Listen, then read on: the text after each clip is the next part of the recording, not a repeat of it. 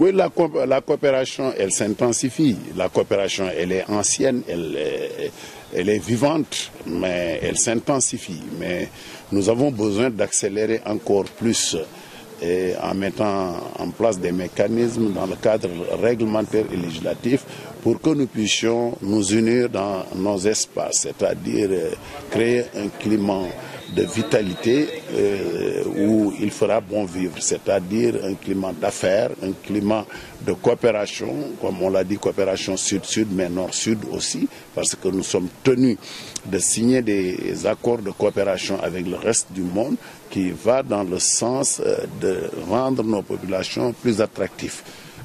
Pour cela, nous devons être complémentaires. C'est la raison pour laquelle toutes ces réunions se tiennent et nous échangeons avec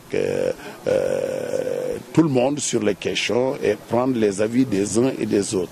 Si nous créons la CEDEAO, si nous créons l'Union africaine, c'est parce que les gouvernants ont senti la nécessité d'être ensemble, de travailler ensemble, de travailler pour le développement de l'Afrique.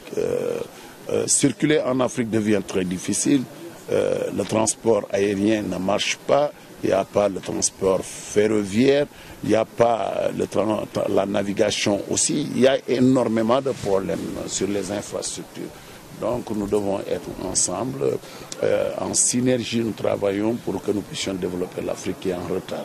Et comment est-ce que vous voyez finalement le rôle des réunions de Dakar? C'est des réunions importantes.